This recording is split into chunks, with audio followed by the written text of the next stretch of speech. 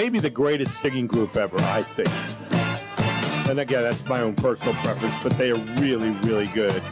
Earth, Wind, and Fire, the elements of the universe. Here we go. The Emotions. I've seen them in concert now about 5 times, and I got to tell you what, unbelievable. Now today, they're a little older. Okay. And he's not around anymore. He's not around. Maurice White, who was really the originator, along with his brother Verdine. Verdine is still around. I saw a video the other day on Facebook of Verdine getting into his limo, and he's like the bass player, the guy you see on there. But he's he kind of shuffles around now. I think he's around 80. And then, of course, Philip Bailey still sings with him, but they have a lot of guys that kind of help along with the higher notes in places. But Verdine White is the guy with the long hair that you'd see playing all the time. And, and Philip Bailey. And there's another guy that's on there that's still with him, too. Ralph, and I can't think of Ralph's last name, but they, I'll tell you what, Hall of Fame, and just an array of music, I mean, that they produced over the years. I know you don't have HBO. Or Max, HBO Max. I don't have HBO Max. Now. Yeah. Yes, well, which the number one reason to get it is the pit, but they have last couple of months they've had a documentary on Earth, Wind, and Fire. Wow. Very illuminating about how a lot of problems Maurice, too. Very controlling and really they basically just fulfilled his vision. Right. Exactly. And if you didn't do that, you became a member of the universe. Yeah. Yeah. A member of the universe. One of the elements. You either got burned, you got drowned, or whatever. Yes. Earth, Wind, and Fire. Yeah. Buried. Anyway, but a very good group. I mean, he obviously had a very good vision, and it worked.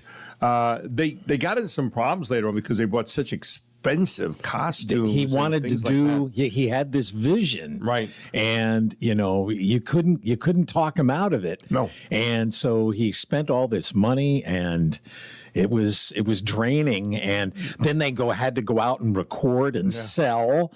So in order to support all of that, there's a reason they're still playing today, ladies and gentlemen. True enough. At the age of late 70s, early 80s.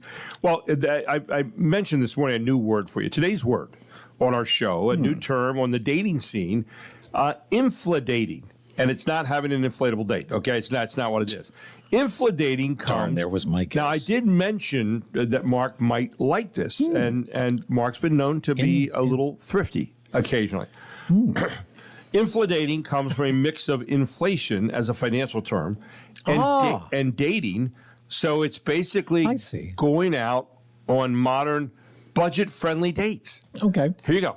Now, you may be picturing someone picking up their date, and instead of having reservations at a fancy place, they, hit up a place like Arby's and come back home to eat while watching reruns of Shark Tank. But it doesn't have to be boring. No? Okay. It doesn't have to be boring, no. A dating coach says this can be a positive shift in people's love lives by prioritizing creativity and connection over financial flexing. Oh, please. Another expert adds, people have a different calculation. For a more expensive night, you're not going to do that on a first or second date. You're going to wait to see that there's some possibility of this relationship going somewhere before you're willing to make a monetary investment in someone. So, maybe Arby's isn't a bad opening act, but if you're going to do this, it's important to set the right expectations. Like, I'm free on Friday, but I'm also broke. So how do you feel about cold cuts? Anyway, but if you're on the same page... Mac and cheese. If you're on the same page, experts say a lot of people actually prefer cheap dates because the stakes are lower. Yes, and a nice, short, and sweet date works out as a vibe check without feeling locked into something too intense right off the bat. So, in other words, you go out and spend $200 on a date, and someone's going to feel like kind of beholden and say, well, maybe I ought to go out another date. Maybe you don't feel like it. But, if you go out on a cheap first date, you don't feel that bad if you cut it off. Here's the thing. If you're going out on a $200 first date or early in that, you're trying to show off. And it's because you have it. Yeah. Or you're desperate. One or the other. That's right. Or maybe both. That's right. It could be. And then I found something this morning. about boomers, about us, baby boomers, and how great we are. It wasn't exactly that. No. What? Well, if you ask anyone if they have any beef with grocery stores, most people will probably talk about everything getting more expensive. But if you specifically ask boomers, people like us, well, you better grab a chair. They have a laundry list of grievances with grocery stores. And according to Fox News, here are the top 10. Oh, my God, they're more than you ready? Now, what do you think number one for boomers would be? Top 10 grievances with stores, with grocery stores. Not enough checkouts? Yeah, understaffing would be number 8. Yeah, okay. Yeah, understand grandparents don't want to deal with longer checkout lines, Yes. slower service, and fewer opportunities for personal interaction. But that's not number You're one. actually closer than you thought. Self-checkout. That's the big one. They don't like it? They don't like it. Oh, I love it. This is a younger person's game. In a previous poll, 62% of older folks said they preferred cashier-assisted checkout. It's not just the extra work and touch screens. They also love to chat with the cashiers. Okay. Because, that's what we do. We chat with the cashiers. Number 2, bargain grocery stores. Boomers prefer classic supermarkets rather than dealing with the lack of inventory and organization at bargain places. They don't like that. Number 3, searching for products. They do not like stores moving things around. Costco. No, or having to find tofu for their granddaughter. Yeah, they don't like that. You go into a store and someone's moved something, you go, wait a second. What's going on here? I do the grocery shopping occasionally. My wife generally does a lot of that. But if I go into a store and somebody has moved something, I'm a guy. I go in the store to get specific things. Right. And I go to specific places and I get out. I don't walk around for things I don't really want or look for, Yeah, you're not casually browsing. No, I'm there. I'm pointed. I'm a hunter. We're hunters by nature, guys are. And we go in there, we get stuff, we get out. That's it. Digital coupons. The share of people 65 and older who are using smartphone apps is growing, but boomers still prefer physical coupons. Handing those I don't to even them. do that. I don't even do that either. No. Number 5, neglected shopping carts. Now, boomers don't like this. No one likes having to fight a shopping cart with a janky wheel, but it can be extra annoying if you have mobility issues. So, see, I'll bet you rarely use. Oh, I use a shopping cart. Do you? Oh, I do. See, yeah. I'm so in and out, I don't use that. Well, and I also find the janky shopping cart. I can find the one with the bad wheel. And then I can't remember the last time. Oh. I chose a cart. Yeah. Would you grab like a little basket or anything? 1 out of 10. Yeah. 1 out of 10 visits, I will grab one. But 9 times out of 10, you should have seen me yesterday. Well, okay. I had the cookies, carrying stuff in your arms, 2 yogurts, yeah, a thing of that's lemonade. I'm barely holding it all together. Well, there's the annoying thing. If I go in to get something, like I'm going in to get one thing, and then all of a sudden I say, "Oh, yes, I forgot about that." There I am carrying a whole bunch of stuff down the aisle. Like an idiot, and people say, they have baskets out front. I know, yeah, I know, yes. but I didn't know at the time. They have baskets out front, they have bags and stuff like that. Fool, they don't want to say that to you, but that's what's intimated. Number 6, generic brands. In a recent survey, 26% of boomers say they rarely or almost never consider changing or switching from their favorite name brand. They don't want to go with the brand the market has. It just somehow it seems cheaper. It doesn't taste as good or whatever. Number 7, sold out products. Similarly, older folks are more likely to be frustrated by something being out of stock because they don't want to pivot from their routine. We mentioned understaffing at number 8. Number 9, no grocery baggers. Older folks complain about having to bring their own bags and do their own bagging. They consider that labor. You know what? I'm with them on that. Because, listen, I didn't go there to get a job. I went there to be waited on. Okay, I had to pick my own stuff out, which was bad enough. I didn't have somebody along with me. Pick that, young man. No, but, now you get in there. I didn't ask to get a job to load my own bags. It's my stuff. It's my stuff, but go ahead and you put it in. And then number 10, convenience foods. Boomers don't want a grocery store to be focused on preparing foods and packaged meals. those are more popular among millennials who would rather pay for convenience rather than making something from scratch. So, they'll go get all the prepackaged meals and all that. We boomers, we'll take it home and, now that it's been killed, we'll take it home and we'll roast it or grill it or whatever we need to do. But if you look for maybe a bridge to the is the yellow sticker. Yeah. So try it a couple of times when it's about ready to go out of date and see if that doesn't turn you. You and I talk about older people, and we just talk about boomers and the get off my lawn type people. Yes. As we get older, we worry about, I don't care, keep that baseball, that young man. But we don't. Everyone knows the get off my lawn stereotype of the cranky old dude, but this guy took it to another level. How so? A 39-year-old man in Minnesota named Kyle Steffen was arrested after he created a homemade spike strip for his yard earlier this year to keep neighborhood children off his lawn. Wow. A mother called police to report that Kyle was yelling at her kids, and when they showed up, they saw a long piece of thick plastic set in the lawn with about 43-inch screws sticking up from the plastic. Officers noticed tire tracks from bikes in the yard and said it appeared the neighborhood kids were riding through the yard as a shortcut to the park. Kyle admitted to placing the device to keep kids off his lawn, quote unquote. He told the police he did not mean to injure anyone, only scare them, but police aren't so sure, saying he seemed frustrated the device was not effective. He is charged with a misdemeanor and could be looking at 180 days in the Hooskow or a $1,000 fine. There's always a crank. Yeah. There's always a crank. So there you go. Hey, tonight, National Night Out. Want some more details on that? Families and first responders coming together tonight across the country for National Night Out events, held every first Tuesday in August, with neighborhoods hosting block parties, cookouts, safety demonstrations, and other activities, all designed to strengthen relationships between communities and local law enforcement agencies. National Night Out was created 42 years ago as a way to promote community involvement and crime prevention.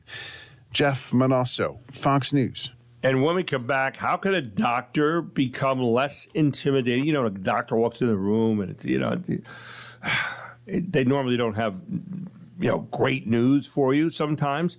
Well, here's a doctor that found a way to become less intimidating. We'll tell you all about that when we return right here on the Gary Sutton Show on WOYK.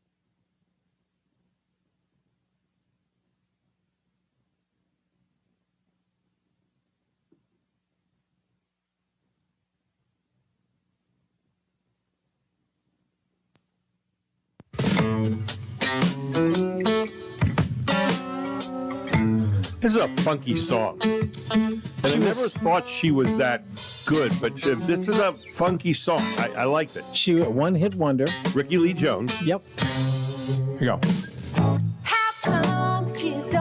Remember she sang this on Saturday Night Live one time? Yep. And that was it. That was it. That was it.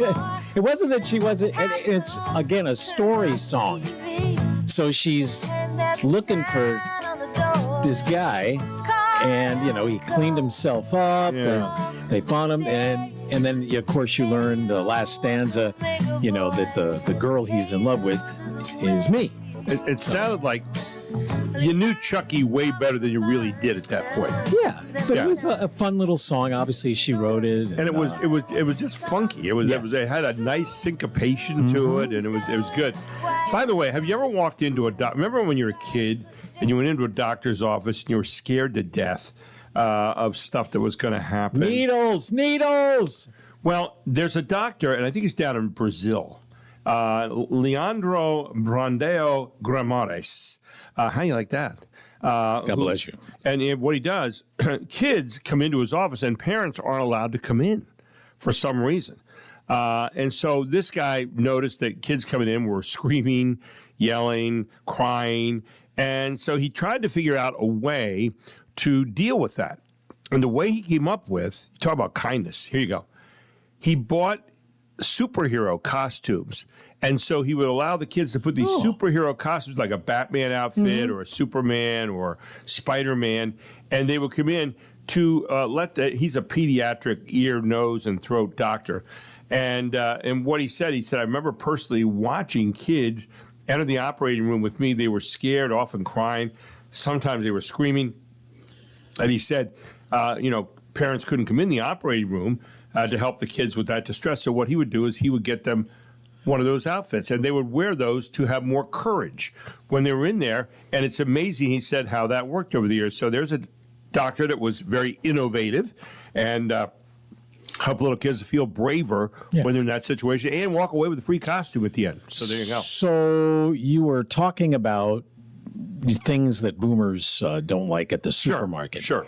And one of the things that you did not mention, so it wasn't in the top 10, but traffic to the stores, and parking spaces and issues, Don't get me started on parking spaces. And the issues in the parking lot. Oh. Well, and this guy in Wisconsin, he had trouble with just getting there, and he came up with a rather interesting a solution to his problem of getting to the shopping center. The drive, the man told police, was just too long, so he flew his light sport aircraft into the parking lot to beat the traffic, landing at the Cabela's Outfitters store in Richfield, Wisconsin, in much faster time than the hour-long drive. An unusual way to go shopping, but not illegal. The Washington County Sheriff's Office says the gyroplane pilot was properly licensed and complied with federal regulations.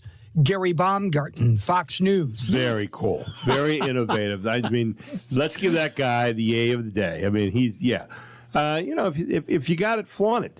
Go in there and fly in. Hey, we have drones dropping stuff off. Why not dropping people off, right? I mean, there you go. By the way, jury duty. You ever have jury duty? Mark and I've talked about jury duty before. A poll asked, something you do not want to see in the mailbox. A medical bill? No. A notice from the IRS or the DMV? No. Or a wedding invitation from someone you barely know? No. How about a jury summons? A new poll asked, if you were being called for jury duty, would you prefer to serve a jury or not serve? See, you already got the summons.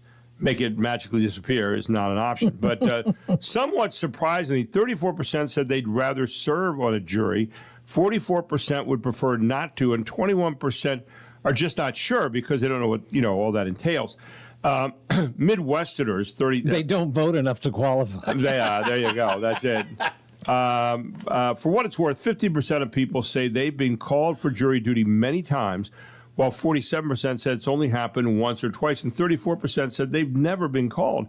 And only 19% of people have been placed on a jury. 78% say they have not. I was called for jury duty back in the day. And I went in. It was on the Chambers trial here, where a guy killed this homeless lady down under the bridge in New York.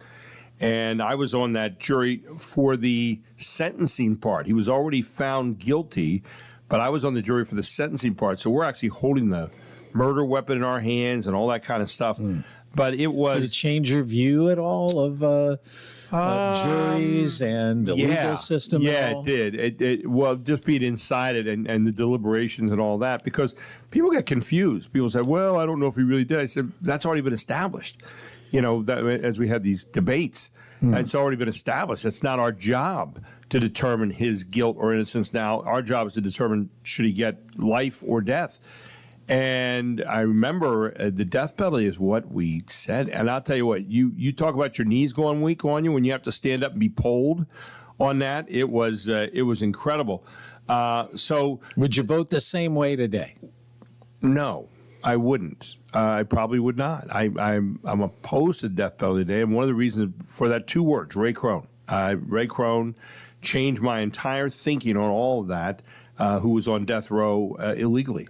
And wrongfully for a couple of years. So I happen to think that, serving in prison for the rest of your life would be far tougher than being killed. But anyway, so I was looking here. It said guys are much more prone to want to serve on juries than women, which I guess women have so many more things they're doing at home that are useful. Yeah, I don't think it's not.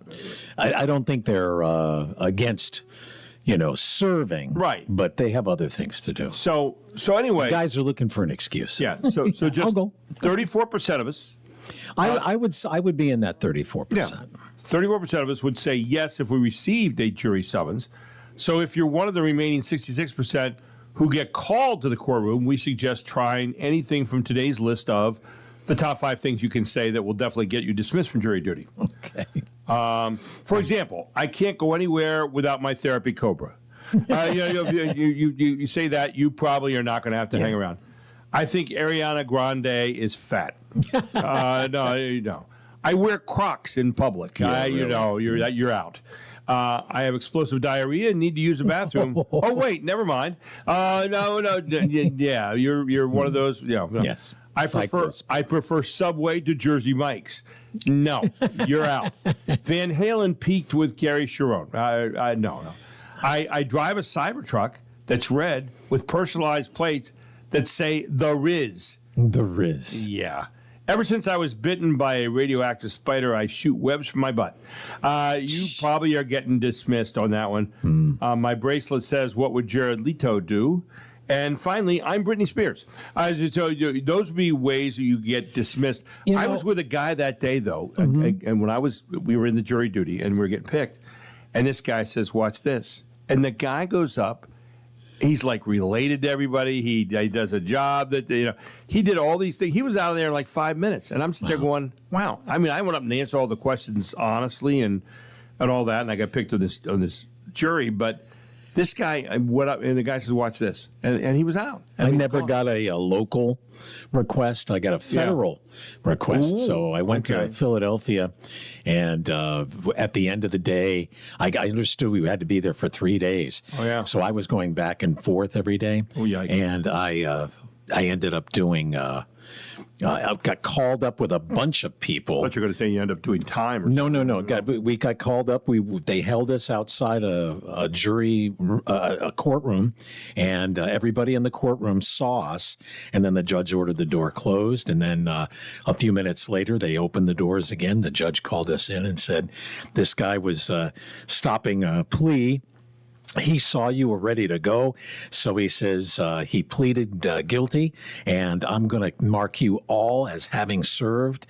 And so I think that's why I haven't ever been called again, because of what that judge said and did. So he said we did our job in the hallway. Well, there you go. All that.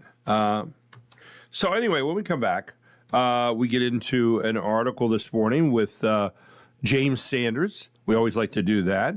We'll take a look at that and a lot more coming up here on the Gary Sutton Show on WOYK. Don't forget, tonight is National Night Out. Check around the area for where yours is at. And it's just a good time to be out there. And you can do it all here on WOYK. Back with more right after this.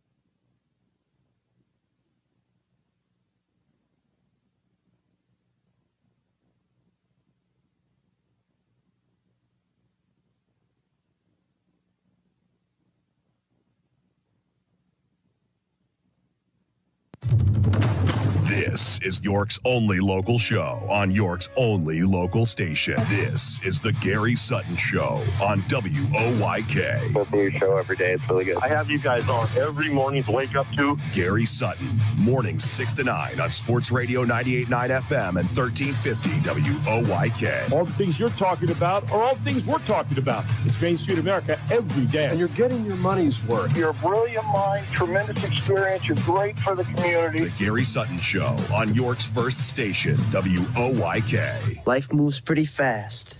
You don't stop and look around once in a while, you could miss it. Now, broadcasting live from WOYK's downtown York studios inside Wellspan Park, here's Gary Sutton. And welcome back to the Gary Sutton Show here on WOYK, the main street of York and York County, the voice of York and York County. Every single weekday, 6 to 9, all brought to you by Kindness Worldwide. You can find them at kindnessworldwide.org. August the 20th, Pack the Park Night. Get your tickets right now, YorkRevolution.com. You want to be out here. It is going to be a happening that night and a lot of fun. Go to YorkRevolution.com or KindnessWorldwide.org.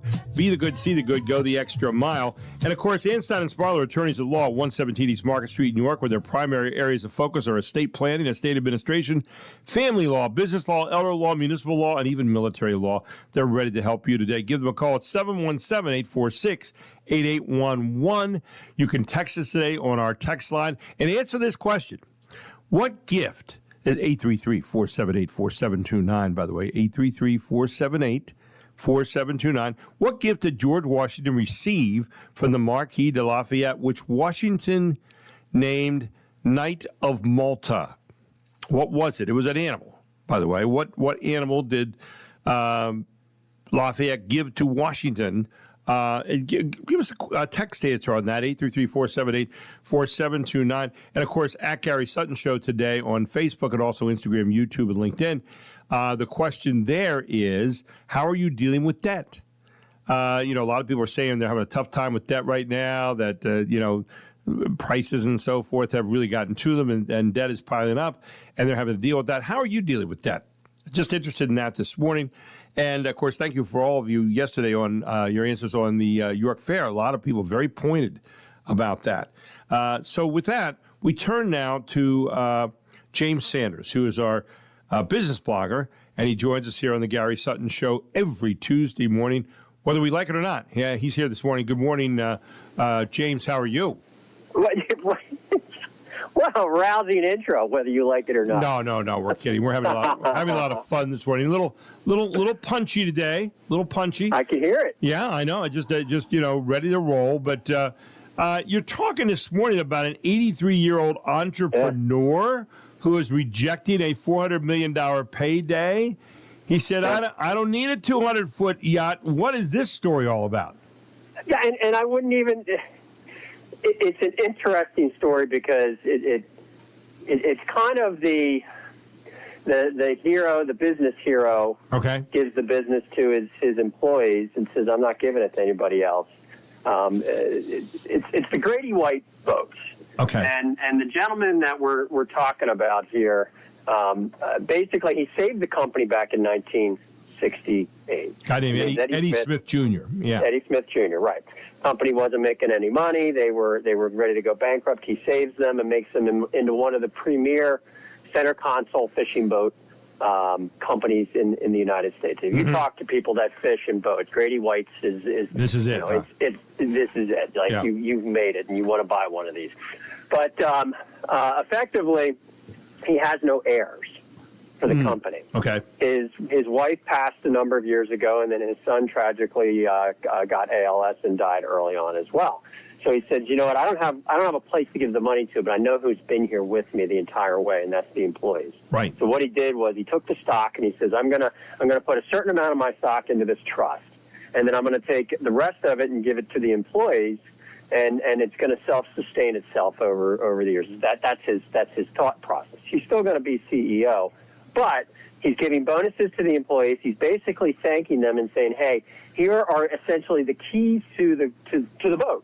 And now you guys go drive the boat and continue to grow it over time. And by the way, there's going to be enough over in this other trust to continue to support my philanthropic efforts or whatever else that they want to do." So it's kind of an interesting way.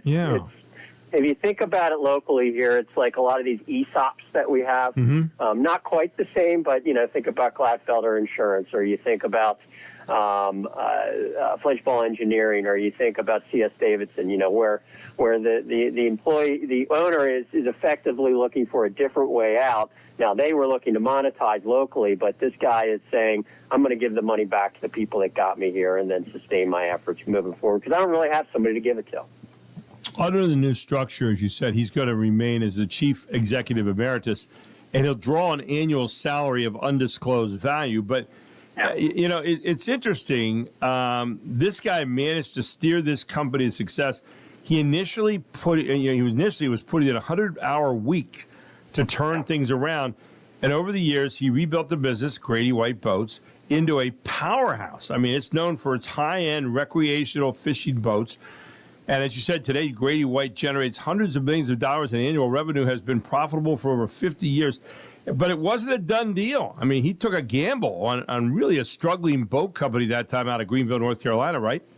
Oh, 100% he did. I mean, when you read the history, and I went over to the website for Grady White, and it's just a fascinating path that this gentleman, it just shows you that if you have a vision on something and you see a value in a business, you can absolutely, drive it and make it a success over time. But you need the people.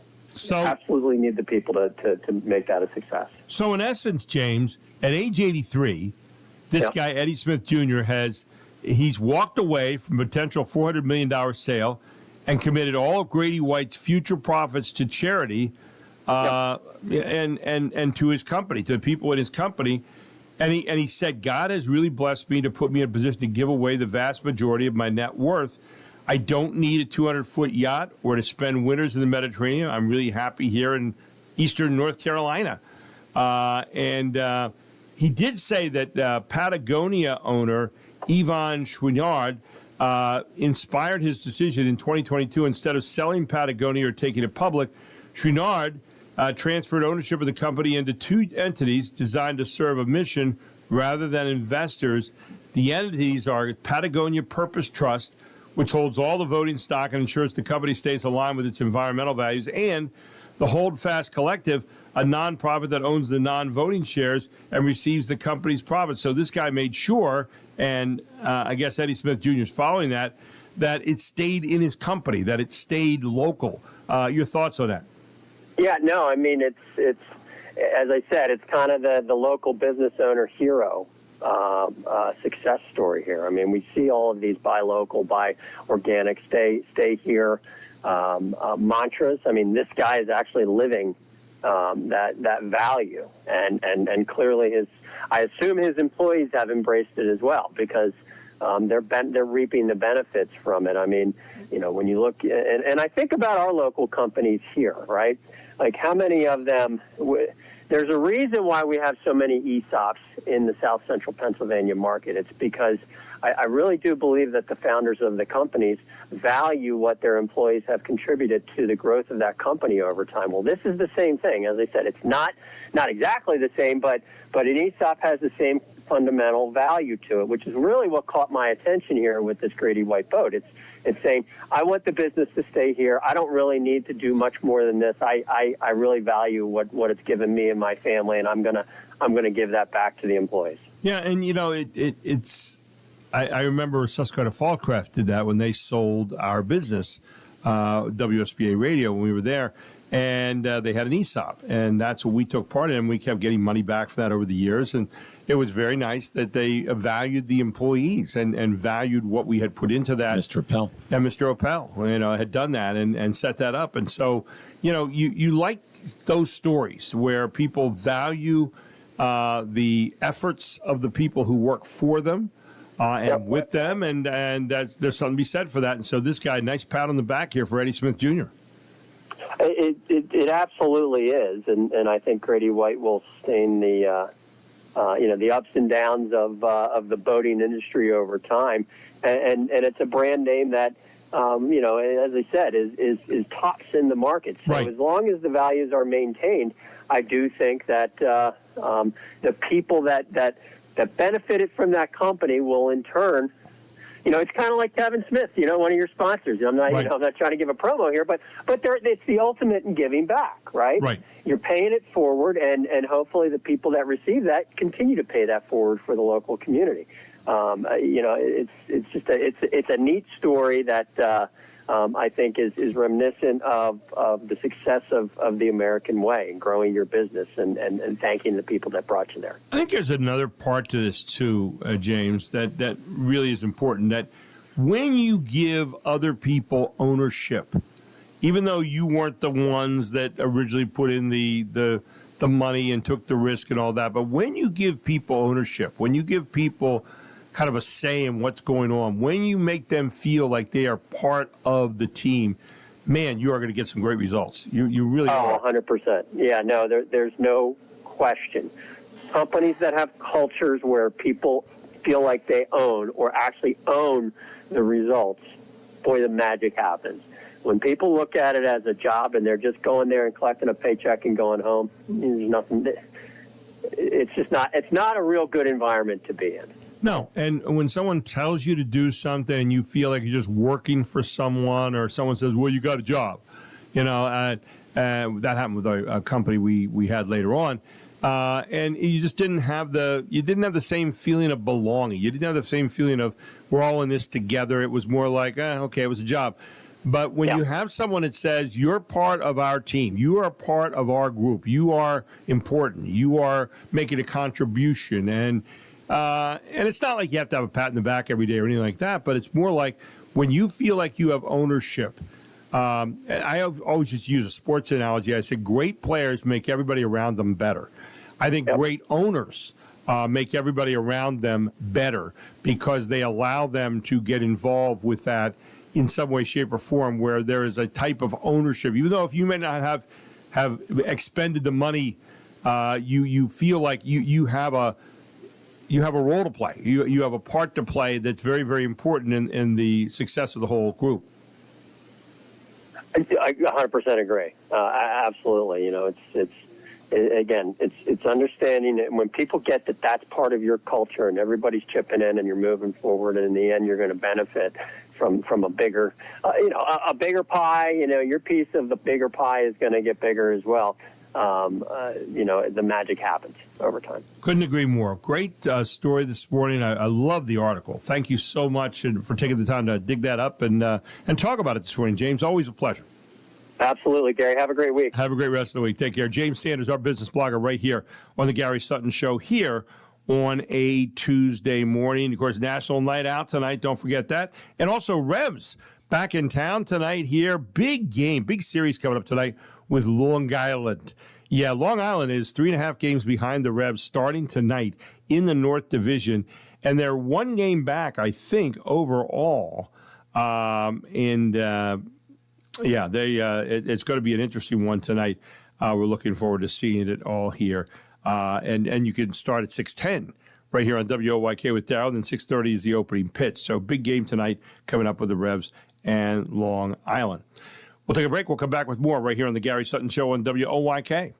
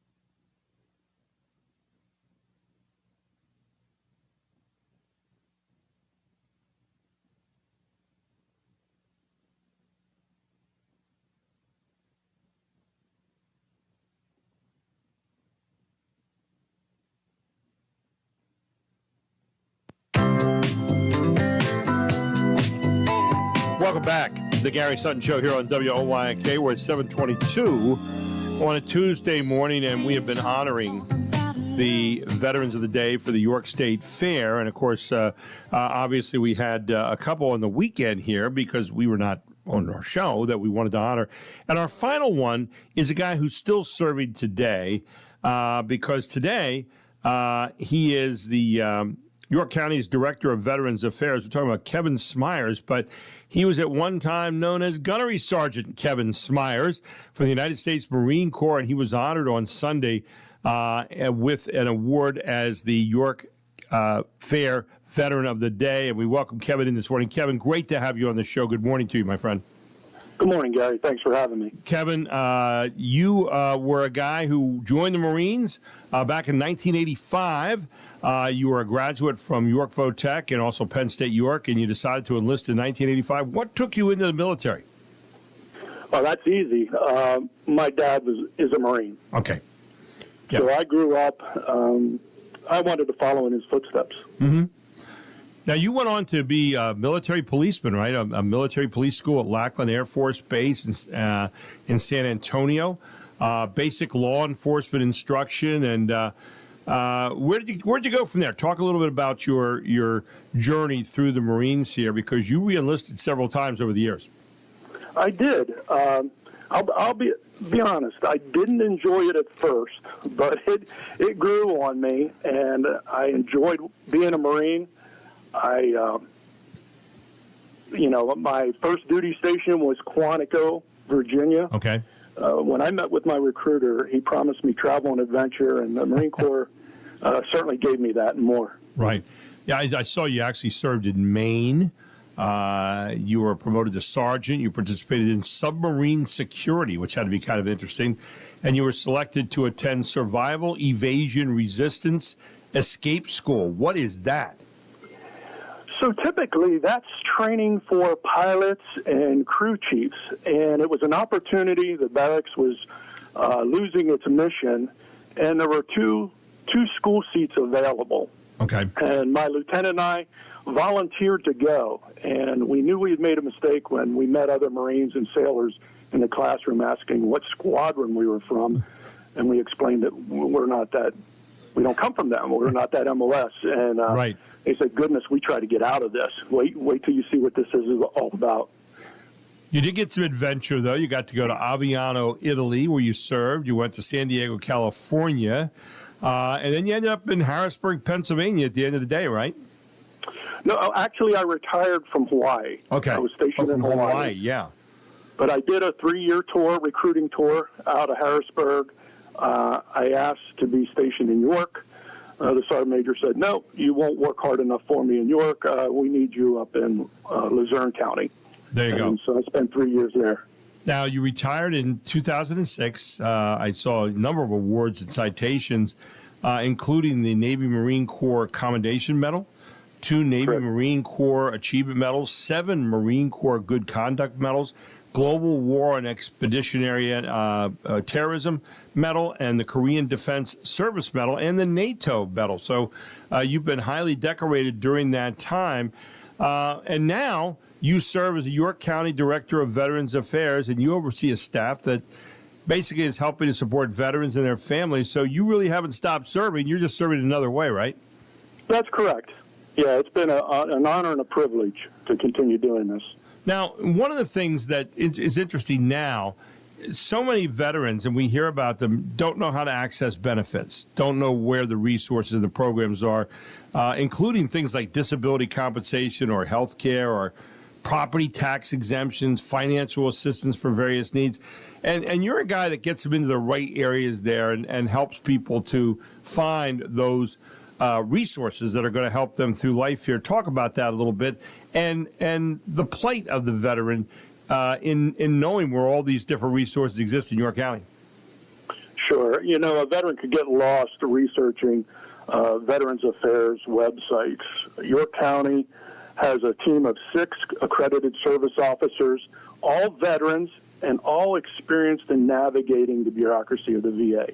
So we encourage every veteran who hasn't had an opportunity to sit down with a service officer, come to our office, schedule an appointment, and we'll walk them through, review their service, and ensure that they're maximizing their benefits and getting everything that they're entitled to.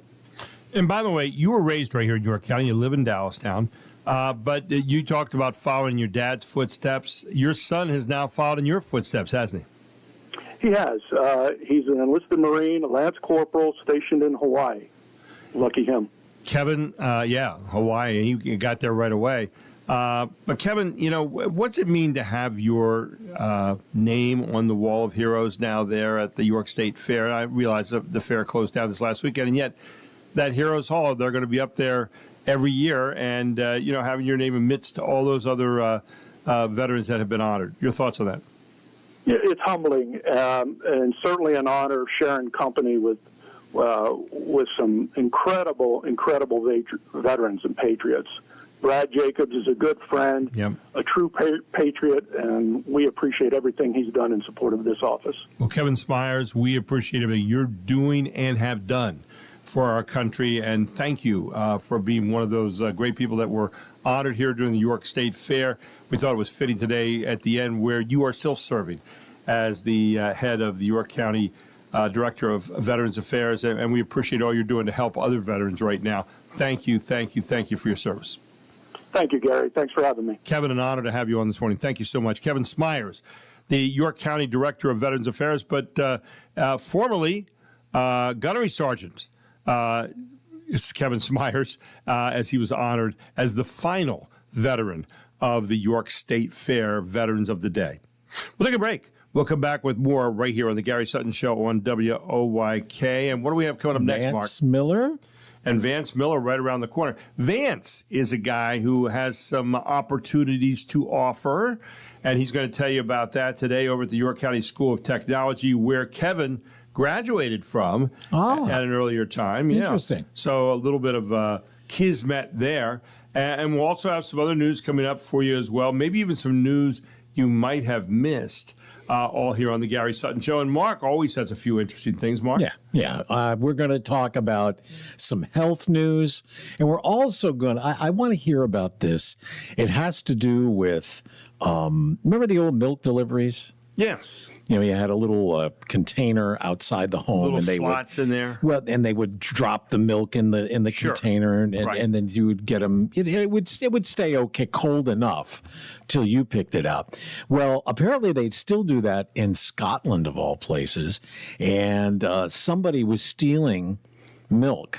What? But it didn't end the way the homeowner thought. So there you go. I want to hear more about that. So we have all that straight ahead right here on the Gary Sutton Show. Vance Miller just around the corner from the York County School of Tech with some opportunities that might be interesting to you. Stay tuned here on WOYK.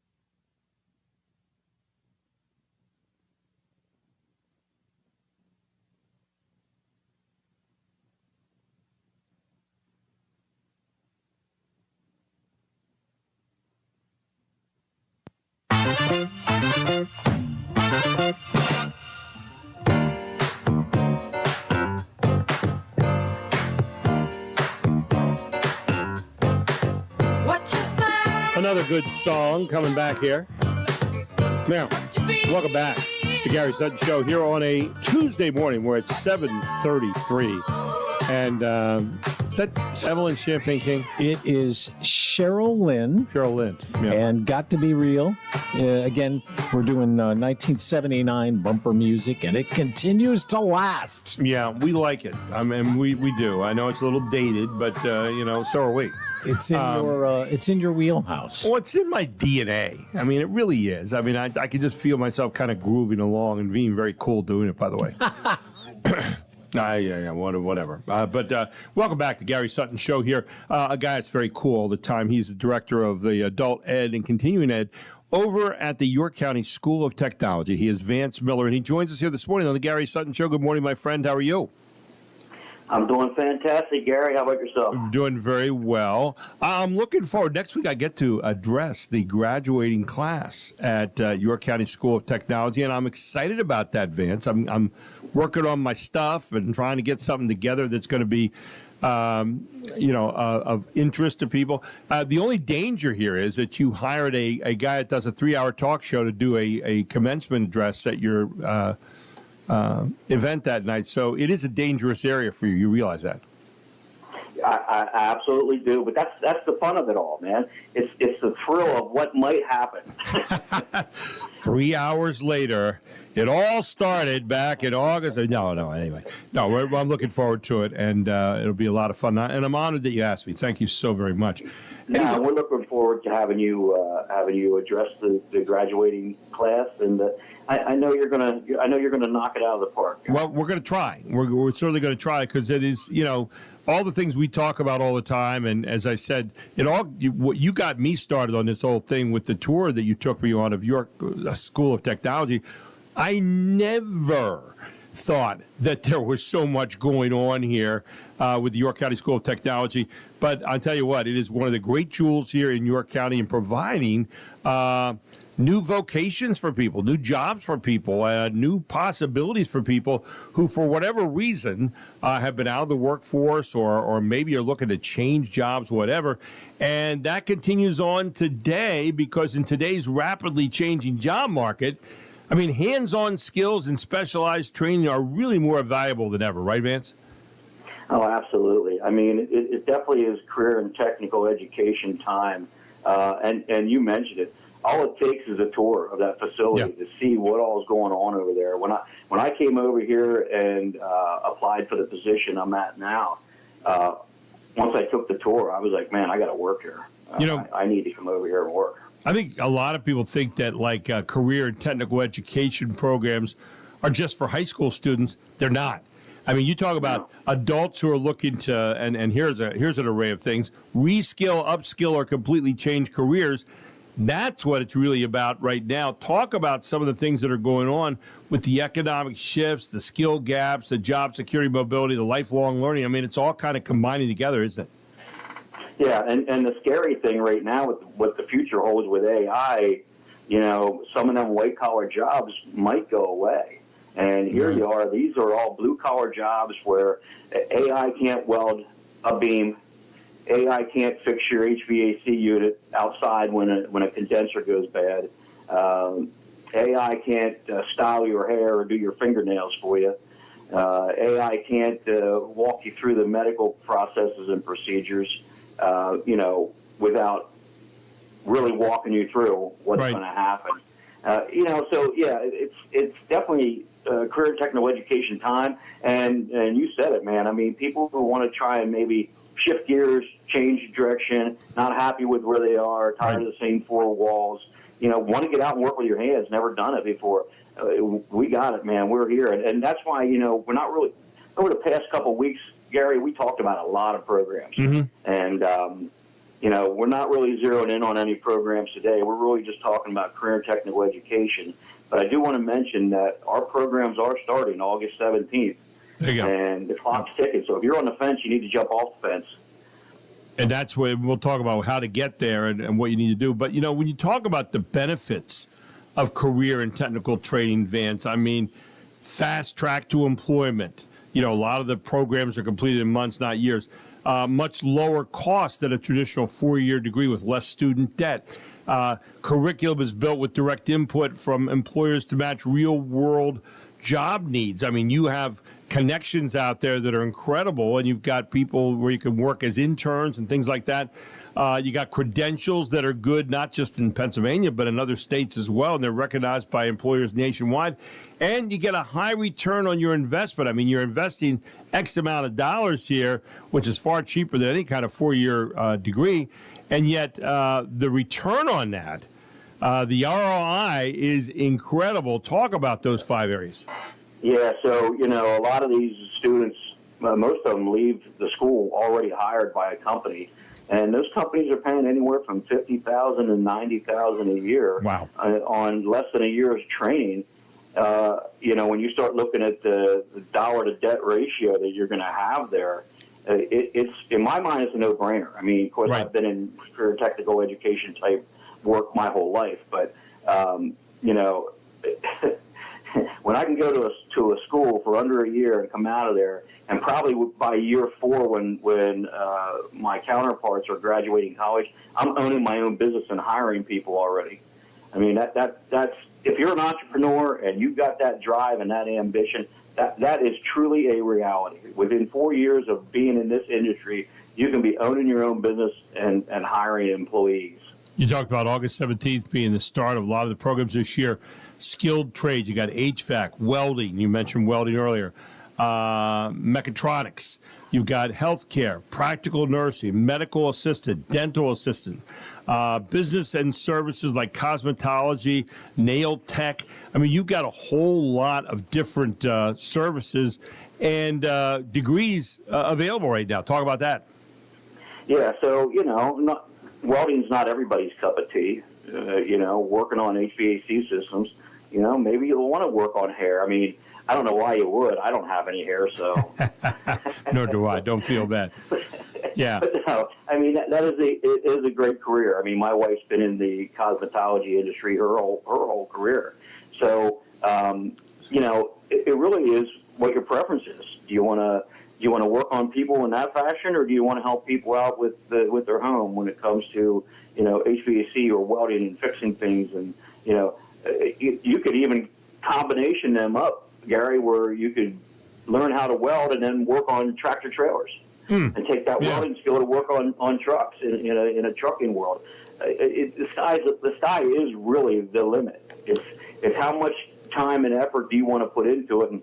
And you're an old basketball coach like myself. Mm-hmm. I tell everybody, if you're going to come out here on this floor and practice, you better give it 100% energy. Otherwise, you're only letting yourself down.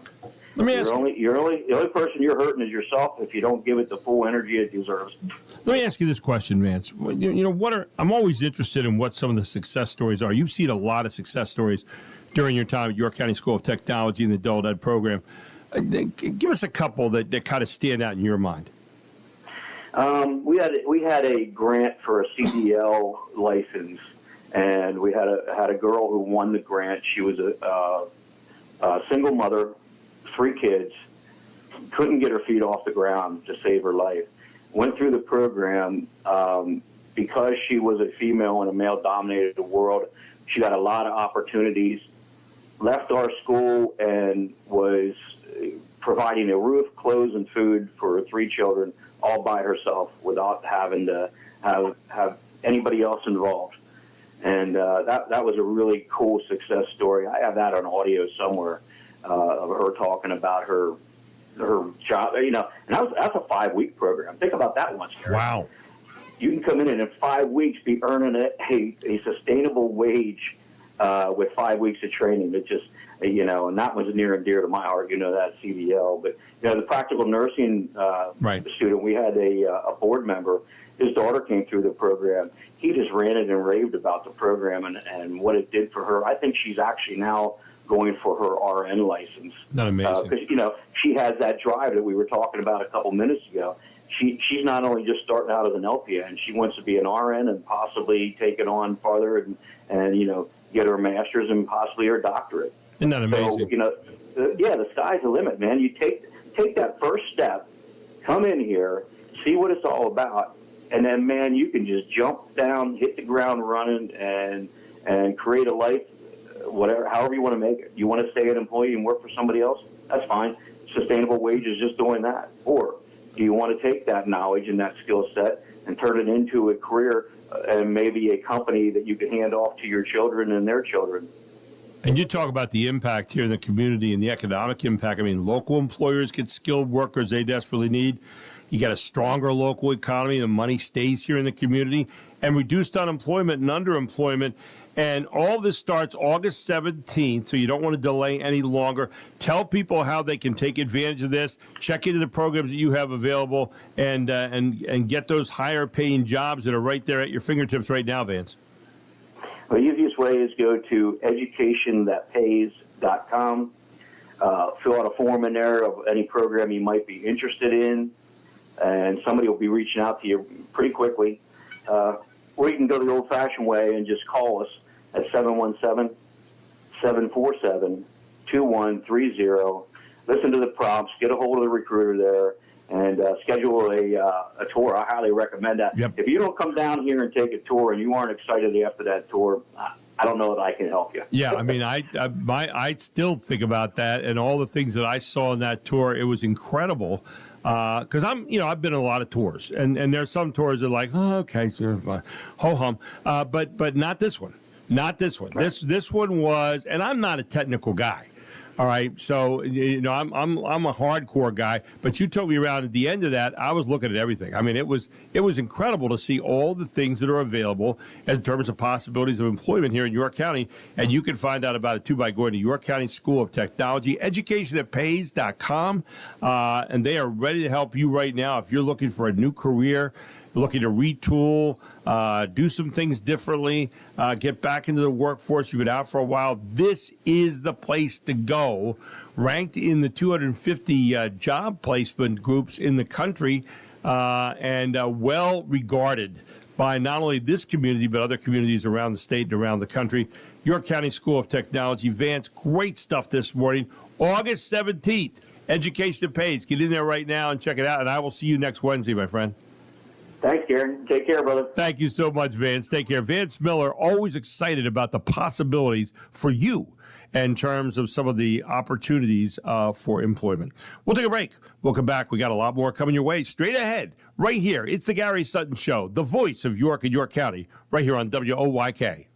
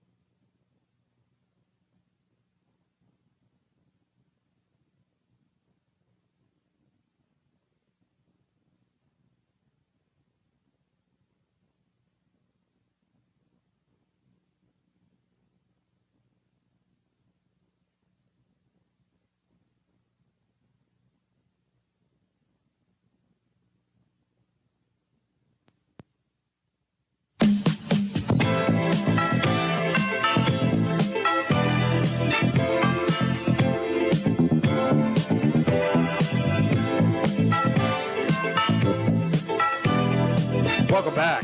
The Gary Sutton Show here on WOYK. Very quickly, nationally, you've got fast-moving blazes near Spokane, Washington that are making the news. They forced over 60,000 residents, Mark, to evacuate as the high winds and drought are fueling massive destruction. An arson arrest has been made in connection with the ongoing fires. Iran, the president called off planned military strikes against Iran, citing potential new diplomatic talks. This kind of has been going back and forth now for a while, though uncertainties and denials remain regarding direct negotiations. And Acting Attorney General Todd Blanche rescinded the controversial anti-weaponization fund. This was the fund that they were going to use for people who had supposedly been picked on by the government. This came up just ahead of the congressional hearings. You had two people, Tom Tillis and also John Cornyn, who were not going to let that nomination go on through. They apparently are satisfied now with his write-off of saying, okay, we're not going to do that. And even though that's not a binding thing, I doubt if he's going to do that for the future, although you never know. So those are maybe the top three stories this morning in Washington. They're trying these containment efforts to stop these fires, but they're huge. I mean, they're just running out of control right now. Wonder if we will get the smoke. Yeah, there you go. We got some of that the other week from the California fires, right? And Canadian fires as well. So there you go. Some health news. House call for health time. New study suggests some people with inactive lifestyles may be consuming more protein than they actually need. A review published in the scientific journal Cell Press Blue says that people who take in too much protein may be raising their risk of obesity, inflammation, and other age-related diseases. The review looked at 350 scientific studies and says Americans don't need the extra protein intake and should actually reduce it if they have inactive lifestyles. The review says amino acids with high protein diets appear to activate growth pathways that raises those negative risks for age-related diseases. I'm Anna Eliopoulos, Fox News. That's interesting because just about everywhere you look, they're adding protein into foods. Right. And protein, the big thing right now that people are looking at on a regular basis. So one to keep your eye on there. Some of the news you might have missed this morning, this is news. It's a little bit humorous, although it's stuff I saw where they're getting ready to launch a massive new search for Amelia Earhart's plane. It's going to be coming up in October. Again? Hello, my mom responded, Savannah Guthrie. They haven't found her yet. We have gotten stuff in recent days. Again, this is not funny, but they apparently there were some notes sent that talked about the inside of the apartment and so forth, so that people would know that the person sending it was actually a person who took her, and said that she died within 5 days after she was taken. And they expressed remorse and said, sorry, there's nothing you could have done. Yeah, there was something you could have done, not kidnap her. I mean, that would have been, so we've gotten information in recent days from a serious standpoint. Today is National Chocolate Chip Cookie Day. Mm-hmm. Today is to the Cookie Monster what baby oil is to Diddy. Okay, that's kind of like what it is. National White Wine Day. Once scientists solved the chicken or egg conundrum, they should figure out what came first between white wine and book clubs. Okay, not to be confused with National Karen Day, which is the day you listen to White's wine. I'm just saying. Let's see. President Trump says Iran is on its last chance to make a deal, at least until Iran gets its next last chance in 2 weeks. So we said that's been kind of an on and off thing for a while. Let's see. We talked about this guy earlier. A Minnesota man used a homemade spike strip to keep kids off his lawn. This is how much parenting sucks. The kids were his own. Tennessee made it easier to keep raccoons as pets. RFK Jr. protested the move because he says it's rude to play with your food. You just don't want to do. He's been known to eat some of that kind of stuff. Yeah. What else do we have here? Russian President Vladimir Putin is cracking down on his country's booming porn industry.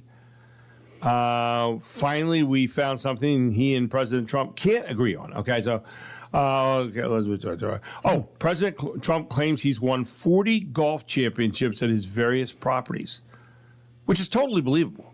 I mean, if you also believe that Kim Jong-un has won 40 straight elections with 100% of the vote. There you go. There you go. Former President Barack Obama turned 65 today. He'll have a quiet celebration at home.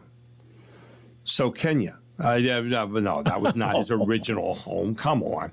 Obama's net worth has greatly increased since he left office, mainly because he's been living rent-free in President Trump's head. I don't know if that's true or not. A new app will let a person send messages after they die. How do you like that?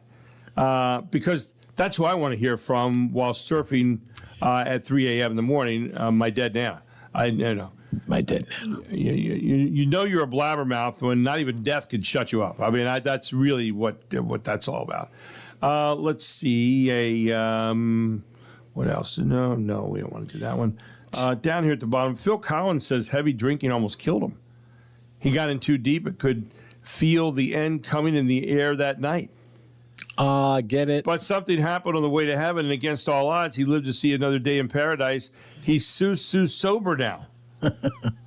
I'm sorry. A theater showing the new Spider-Man movie was evacuated due to one viewer's rancid passing of gas.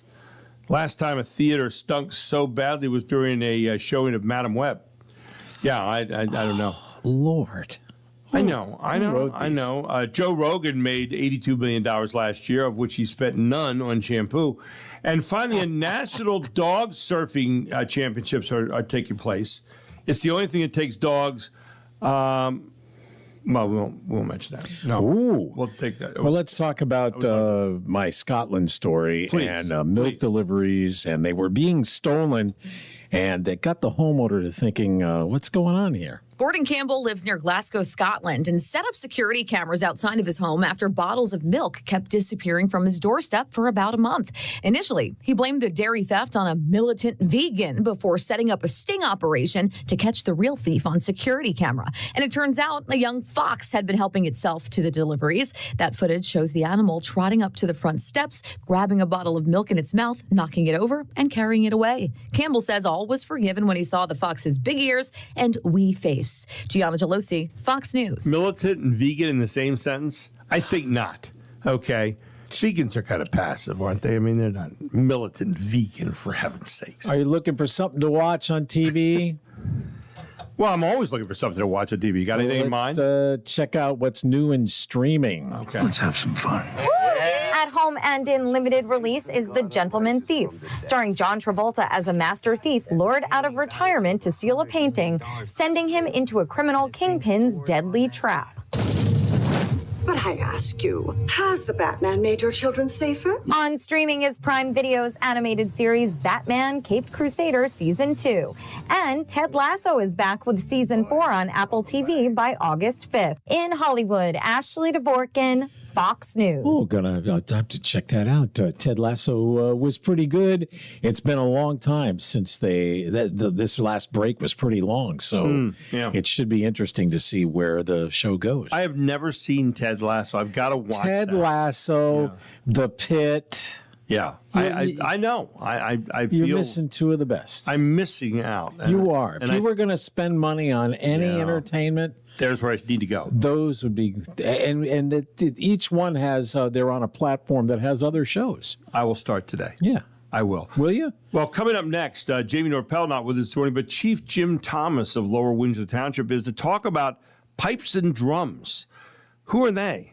Well, we're going to tell you about that when we come back here in the Gary Sutton Show. And then at 8:35, the birthday guy, Eugene Pasquale, joins us. He had a birthday yesterday to talk about some of the things politically that are going on around us, and he'll do that all here on the Gary Sutton Show on a Tuesday morning.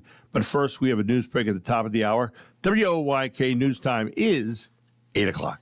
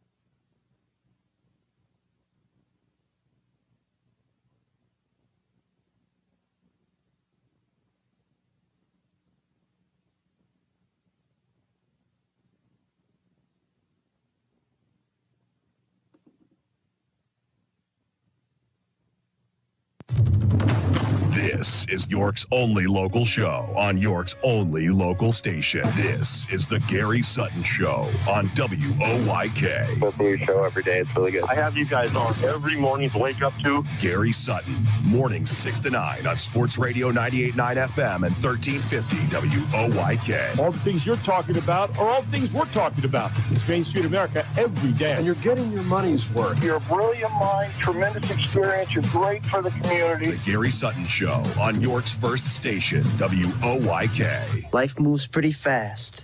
You don't stop and look around once in a while, you could miss it. Now, broadcasting live from WOYK's downtown York studios inside Wellspan Park, here's Gary Sutton.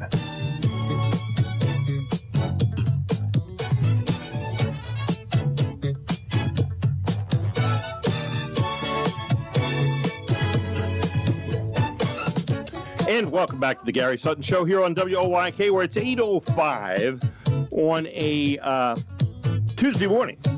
National Night Out tonight, where you get a chance to meet some of your first responders, but also get together with people in the community out there around York County, all kinds of different events going on out there. And, just have a great time tonight. Wherever you are, don't forget also tonight you can hang out here at the stadium where a big series starting tonight with Long Island. That's how they say it up there, Long Island. They pronounce the G. But Long Island is what most of us normal Americans say. But anyway, that happening tonight, 6:10 here on WOYK. 6:30 is the first pitch. Gerald gets all started with the pregame ceremonies at 6:10 tonight, as only he can do it. Do want to remind you, this hour is sponsored by York Computer, yorkcomputer.net. Your digital bodyguard, where they have flat rate managed IT services, 24/7 monitoring and cybersecurity. Yes, I am a customer. Not only for my residential, but also for my business. I pay like $50 a month for them to track all that kind of stuff, give me monitoring and alerts with something going on. I don't want anybody coming in my digital back door without my permission. Yeah, that's it. So they also do computer repair, which is what they used to be called, Your Computer Repair. But they still do computer repair, and they can even remote into your home and do it there, which is kind of cool. I've had that done several times, and I still am amazed when they take over my computer and they can fix things up right there. And I don't even have to, take it into the shop. So they do that. They have new and used computers on sale there at 2069 Carlisle Road out in the Shiloh area of York. They're open 9 to 5 every single day. And you can give them a call for help at 717-739-9675 or go to one of two places, yorkcomputer.net or yourdigitalbodyguard.com. Yorkcomputer.net or yourdigitalbodyguard.com. Please tell Gary Sutton sent you to York Computer, because it feels good to have peace of mind. WOYK News Time is 8:07, and we're looking forward to getting in with our next guest here this morning. Well, he's not available. He's not. I keep getting his voicemail. Oh. So I have a surprise guest for you. You do? Okay. Yes. Well, who do we have? Go ahead. And who's our guest this morning? Surprise guest? Go ahead, guest. Do we have a surprise guest this morning? Listen to her. Jamie Norpel. Yes. Yeah. Who arranged? She's not there, I don't think. No. Good morning. Can you hear me? There she is. Now we have am her. I live on the radio right now? Oh, you are. Yeah. Oh my gosh, that's great. Yeah. Good morning, Gary. How are you? We're doing well. We tried to call Chief Thomas, but he's not answering. That was August 11th. Oh, August 11th. See, I didn't even see that. I mean, I don't go to. I'm not even in August yet, that far. But anyway, so we tried to call the chief this morning, but we should not have been doing that. We should have been calling you. So there you go.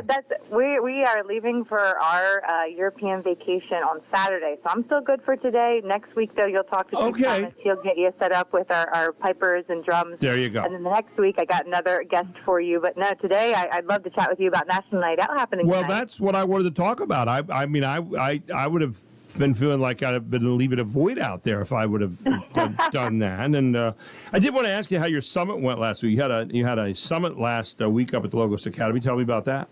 Oh, it was fantastic.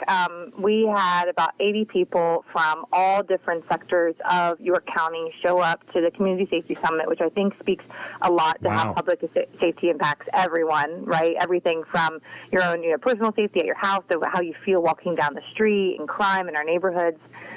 So we had, the founder of Catalasso, which they serve people that can't afford health care. Right. So they go and they offer free health care, and they're located over in the west end of York City.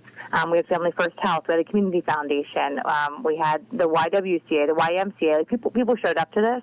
And the reason is we had Melissa Leathery, who's the Executive Director of Human Services, talk about cuts that are coming our way with SNAP and Medicaid. And the idea behind this summit was just to figure out how we can be prepared, because about 10,000 people in York County are predicted to have some type of cut coming to their assistance.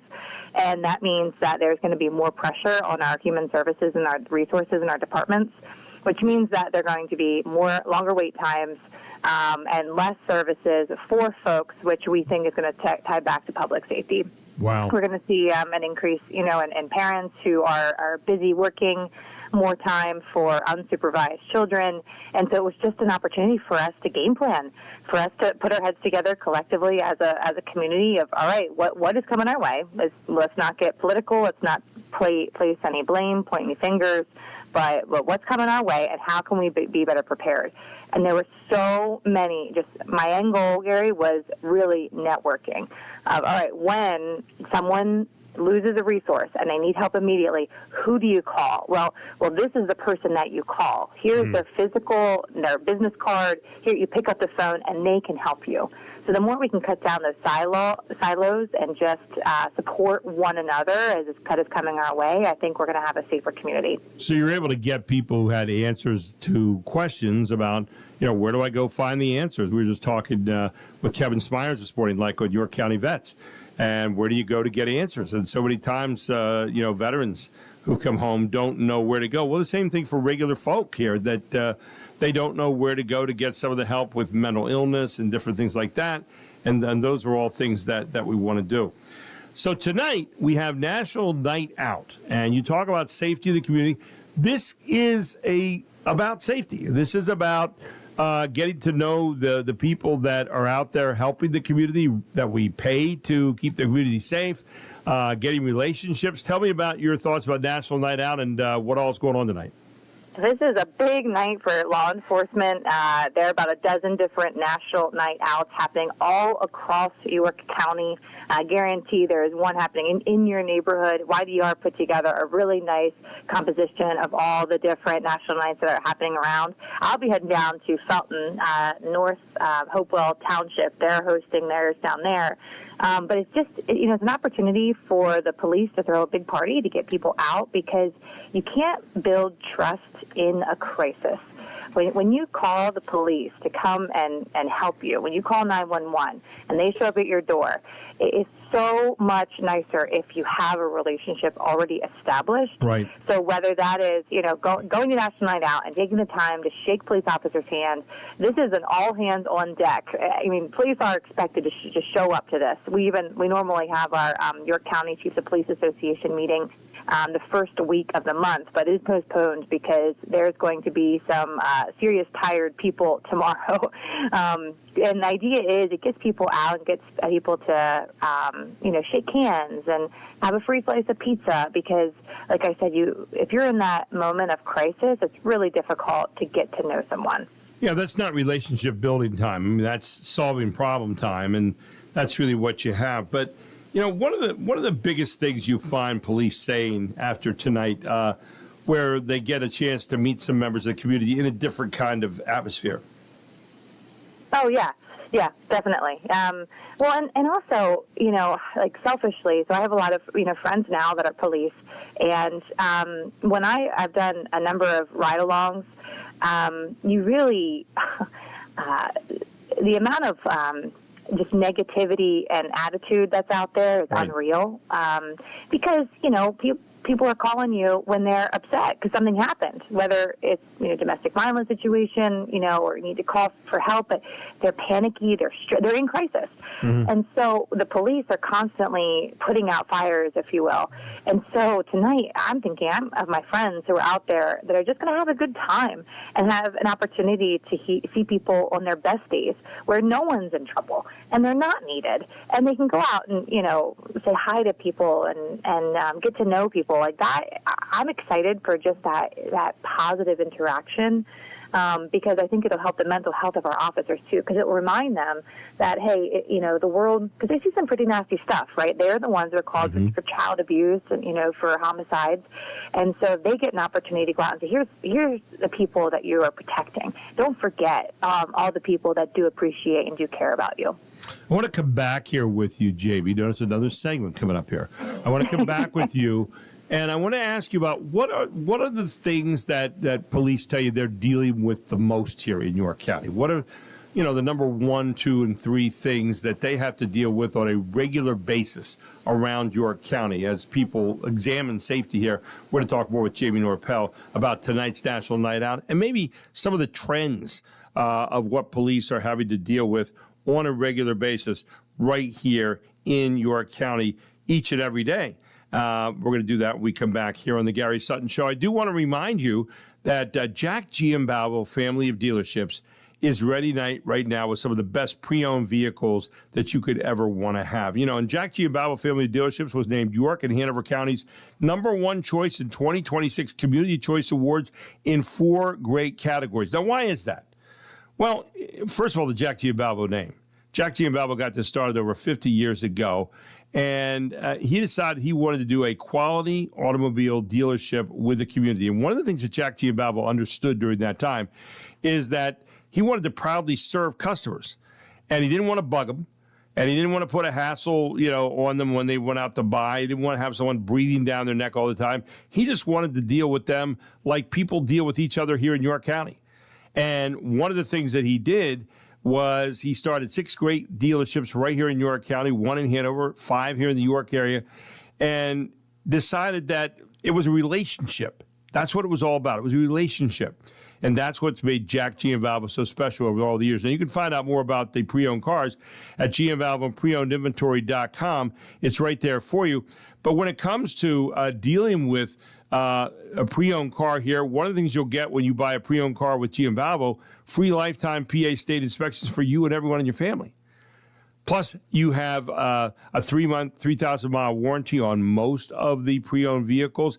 And here it is, a multi-point vehicle inspection to make sure that everything is just so before it ever goes out there on their website to even be considered for purchase by you. 277 used and certified used for sale right now at 6 great locations here in York County. That means you can get out and find a car that's going to fit you, whether it's a sedan or maybe it's an SUV or some kind of backup car that you want to drive, whatever it might be. Jack Giambalvo's got something that's going to fit your need and your interest right now. Why don't you check them out today at GiambalvoPreownedInventory.com. That's GiambalvoPreownedInventory.com. And head on out to one of the 6 great locations. They have them all listed there on the car you might be interested in and where it's located. And when you get there, tell them Gary Sutton proudly sent you. The Jack Giambalvo Family of Dealerships, the gold standard for cars and purchasing cars right here in York County.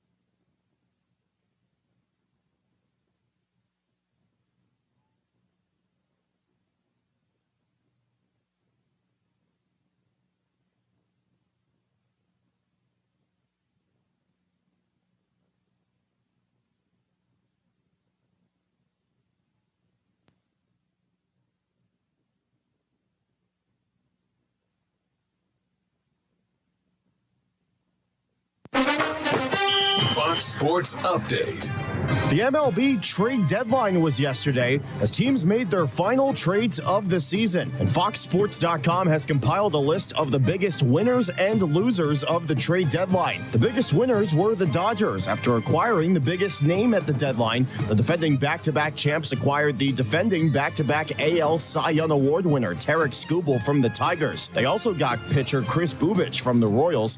The Cubs were also winners after getting pitchers Kevin Gausman from the Blue Jays and Clay Holmes from the Mets, and the Red Sox, who got catcher Adley Rutschman from the Orioles. As for the losers, the Braves and Brewers were seen as teams who missed out on the big prize that is Tarek Skubal. Both teams did get starting pitching, however, with Atlanta getting Tyler Mahle from the Giants and Milwaukee picking up Dustin May from the Cardinals. The other losers are the Yankees, who despite getting bats in Luis Garcia Jr. and Helio Ramos, missed out on a catcher as well as bullpen help.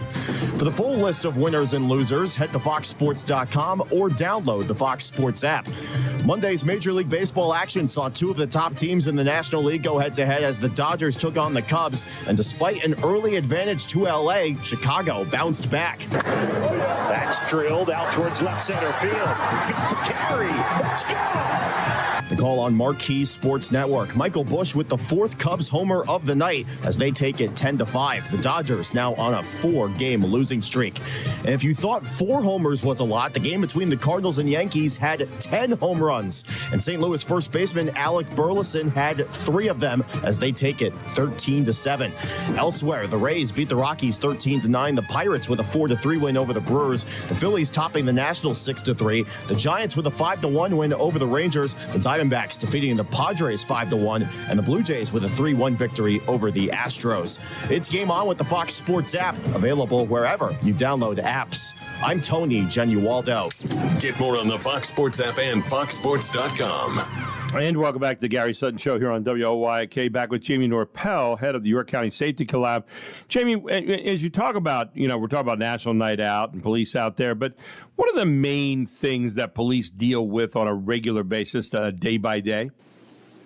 Yeah, so policing is becoming a more complex issue. They're not just out there fighting crime and catching bad guys. They are expected to show up to mental health concerns, substance abuse problems, housing problems.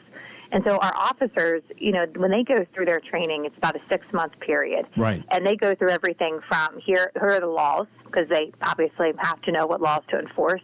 Here's proper de-escalation technique. Here's use of force requirements. And so when they show up to a call of, hey, my mom's sick and she hasn't gotten out of bed for a week, what do I do? Police aren't necessarily equipped to handle those things, but yet we're putting pressure on them to show up and be our social workers and our counselors and our coaches and, our life coaches.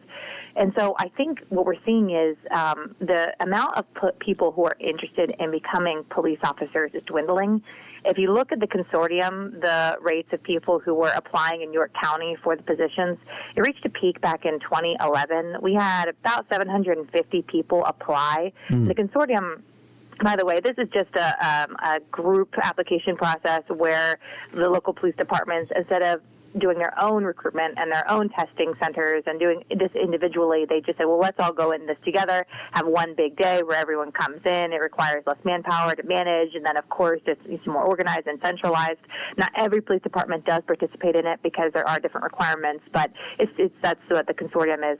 Now, for every position that's open in York County, we had a few dozen people apply.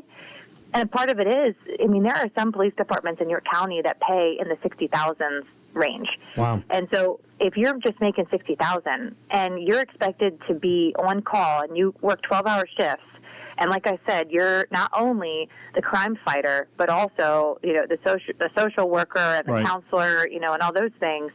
And then you're dealing with people who are recording you nonstop, and you're constantly scrutinized for every single thing that you do, which, again, I'm not being critical of that. I do think there should be accountability, and, police should absolutely have body-worn cameras, but you can understand why people aren't getting into it.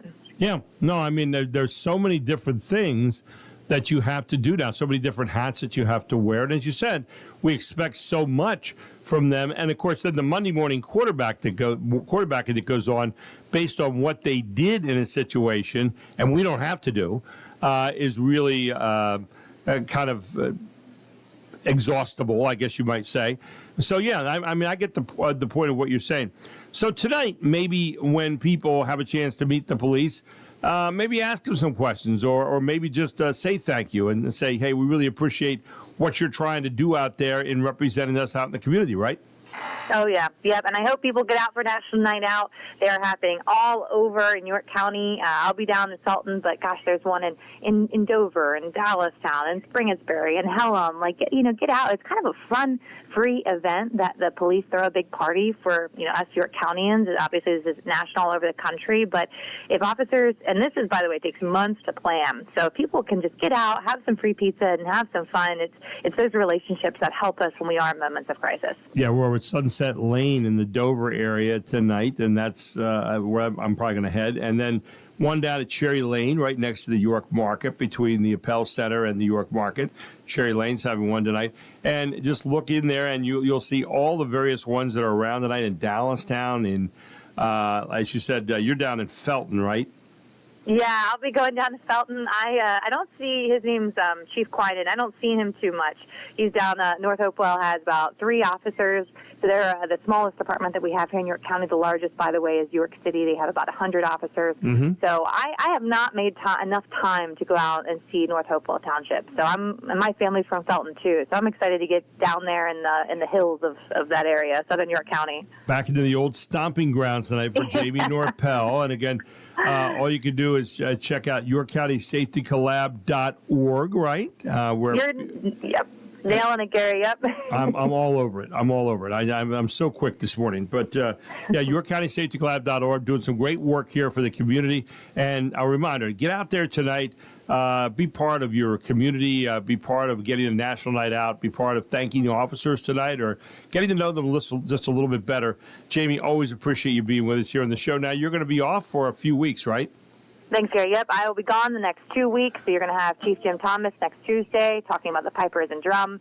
And then the week after, I'm working on a special guest host that hopefully will talk about development in the city. And that is going to tie to public safety because if there are people on the streets and if there's businesses that are occupied and filled, it creates a safer environment. So stay tuned. So just to let you know how well I listen, you said a special guest host you're working on 2 weeks. Interesting. I didn't tell you this, but you're fired. That I'm fired. Yeah, thanks. I feel really good about that. So anyway, we'll have a wonderful trip, you and your family, and we'll look forward to talking to you when you get back. In the meantime, we'll talk about the people sitting in for you when they get here. And thank you again for joining us this morning. Great. Thanks, Gary. Jamie Norpel here on the Gary Sutton Show. She's the head of the York County Safety Collab. Check them out at YorkCountySafetyCollab.org for all the great work that they're doing here in the community to help make York a better and safer place. When we come back, Eugene Pasquale, I understand he had a birthday yesterday. We have to find out how old he is. But he'll be with us to talk a little bit about politics and what's going on all around us here in the state and also in the national scene. Straight ahead on the Gary Sutton Show on WOIK, all brought to you this hour by your digital bodyguard, York Computer. You can find them at yorkcomputer.net. Flat rate managed IT services, 24/7 monitoring and cybersecurity because you want to feel good. You really do about your security. And how many people do you see knocking at your door all the time, trying to invade your digital world? Well, York Computer is a local company that makes sure that they don't get to do that.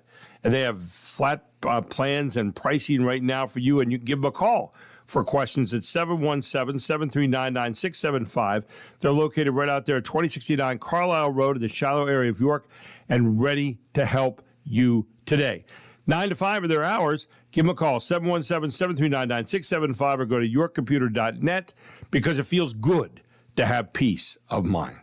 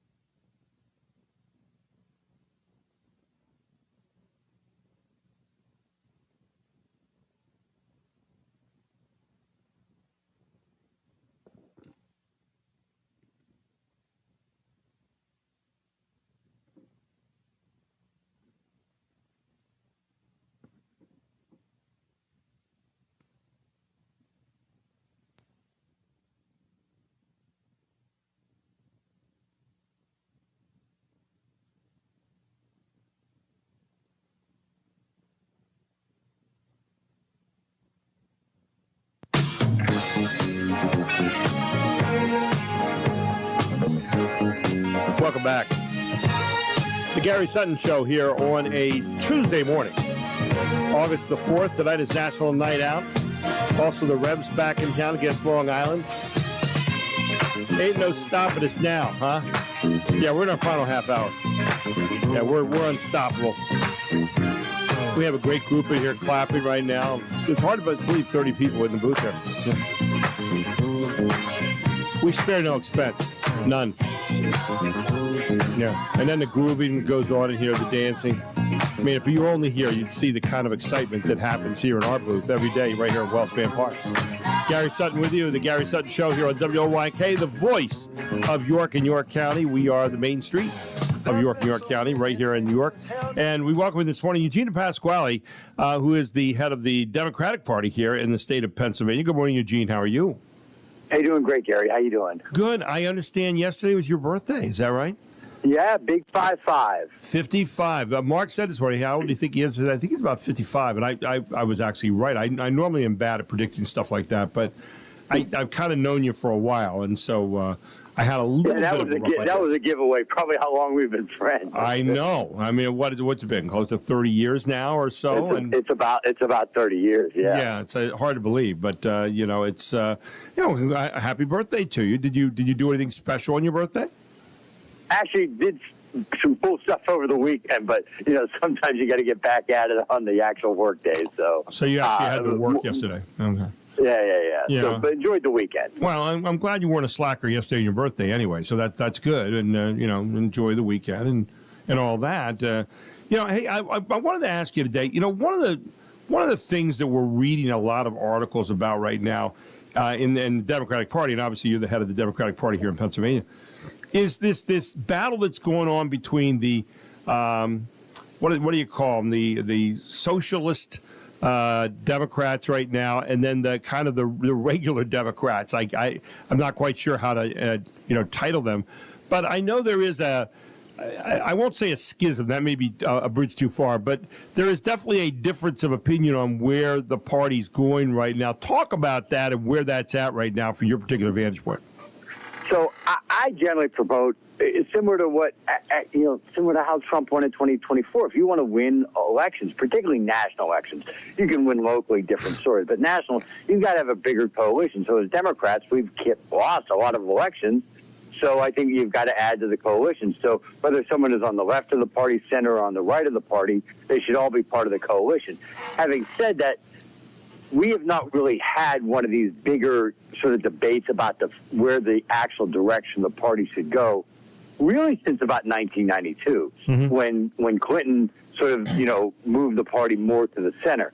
So I really think that a lot of this is going to bear out more in the 2028 nominating process. Okay. I think right now what you're going to see more is in states like New York, you probably have more liberal Democrats, in North Carolina more moderate, more conservative, Pennsylvania, depending on the part of the state. But whether we have a big year or not this year, I don't think that's, the online fight that's going on, I don't think is real. I do think there will be a vigorous debate about this direction in the 2028 nominating process. But to win a national election, as the party that's lost 2 of the last 3, you've obviously got to add to your coalition. So this is not the time for us to be kicking people out. No, I get what you're saying. So you think this is kind of more the beginning of a wave that's going to be landing on the beach a little bit later on, not right now so much. Yeah, and I do think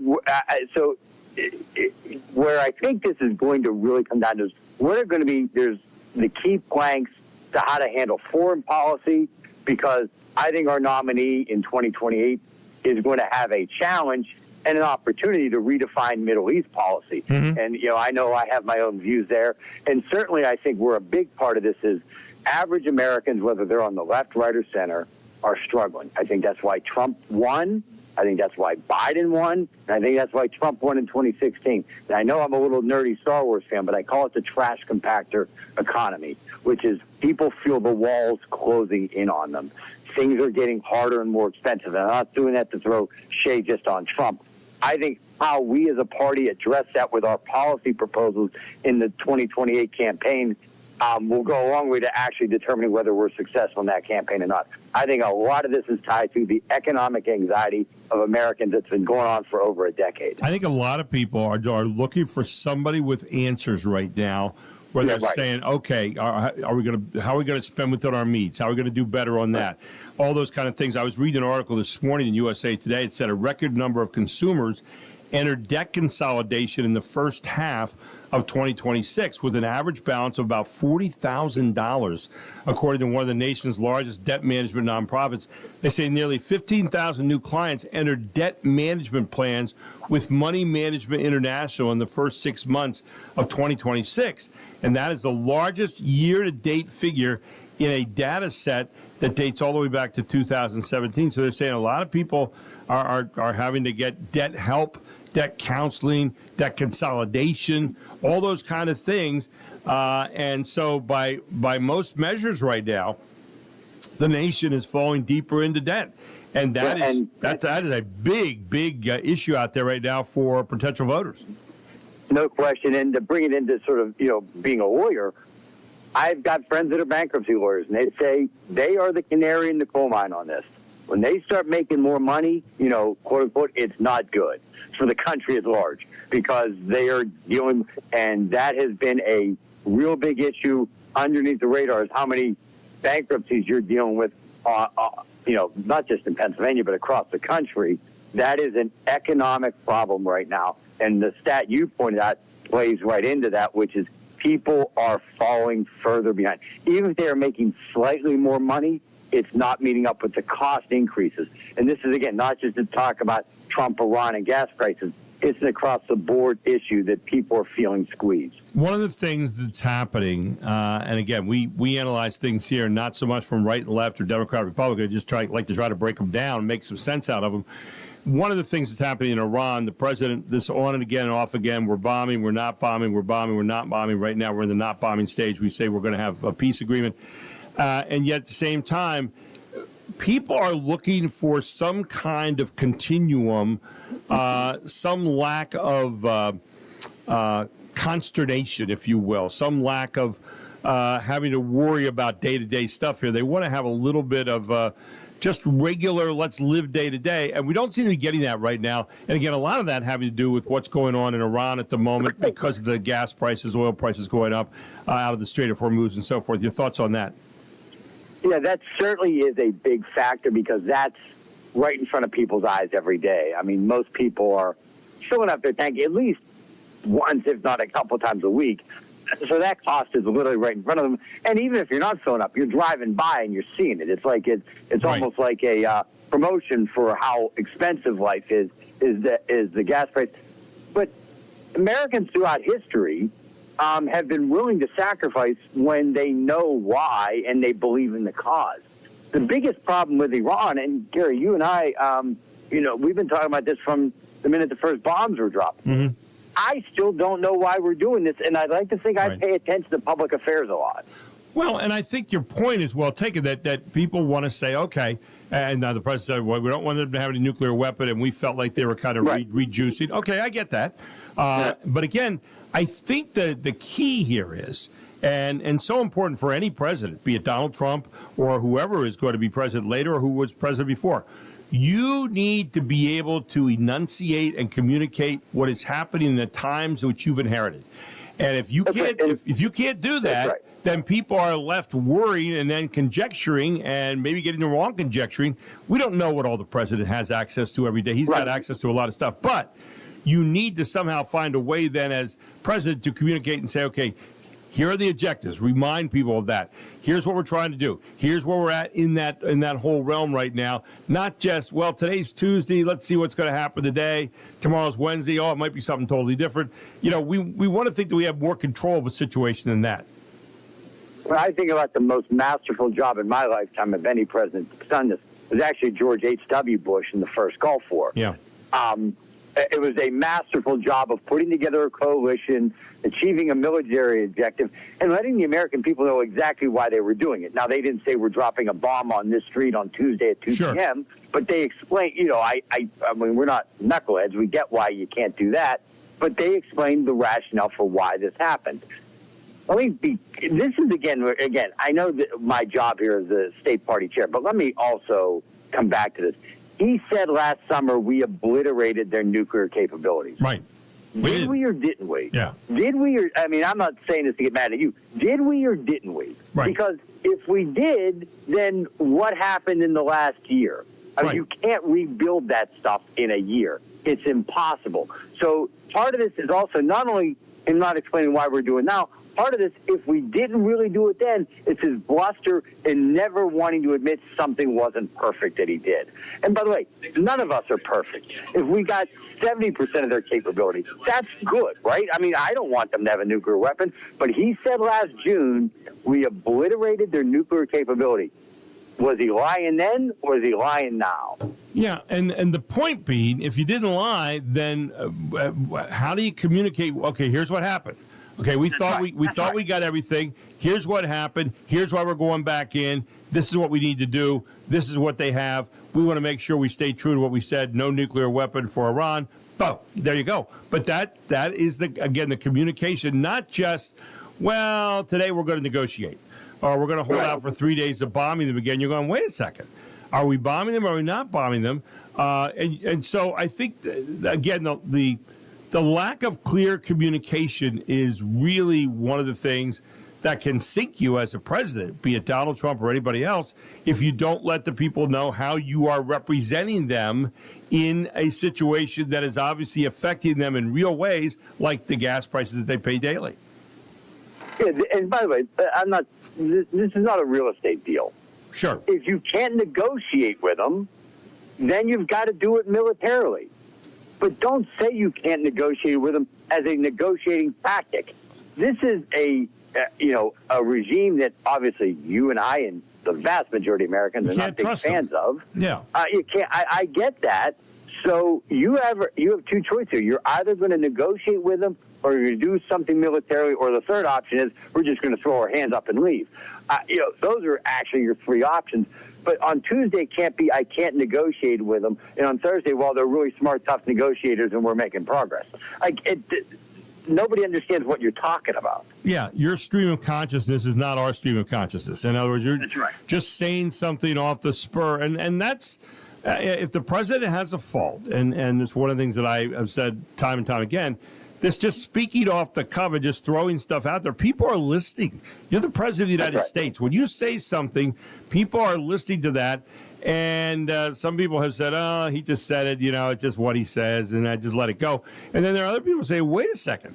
Where are we? Do we have a steady plan? Are we putting something together? Is this organized? This is all too important to just kind of sit there and just, here's what I feel like today. That's kind of the whole thing. Final thoughts. Yeah, the political banter sometimes that he does against political foes, and whether I like his language or not, but I understand where some people talk about, that's almost more entertainment side of him. This is not entertainment. This is people's lives, and he's got to be more disciplined about this. And if he has a plan, he's got to articulate it.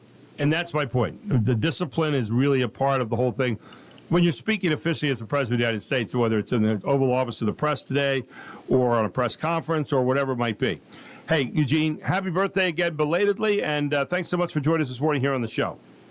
You got it, Gary. Have a great rest of the week. You too. Take care. Eugene DePasquale right here on the Gary Sutton Show on WOYK. When we come back, some final comments right after this.